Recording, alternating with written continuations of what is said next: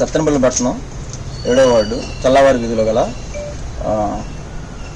బైసాని కృష్ణమూర్తి గారి హౌస్.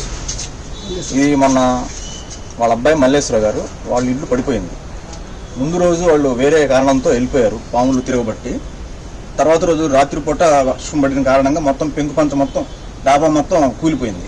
అయితే వాళ్ళు ఉండడానికి ఇది ఒక్కటి మాత్రమే నివాసం, ఒక్క గదిలోనే వంట గది అదే, ఉండడానికి నివాసం అదే. ఇప్పుడు వాళ్ళు ఉండడానికి వాస్తవానికి ఇంకా అవకాశం లేదు. వాళ్ళ అమ్మాయి దగ్గరికి వెళ్ళారు ప్రస్తుతానికి.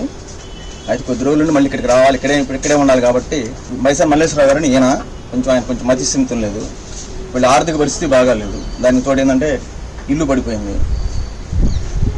తక్షణం ప్రభుత్వం స్పందించి వాళ్ళకి సహాయ సహకారాలు అందించాల్సిన కోరుతున్నాం.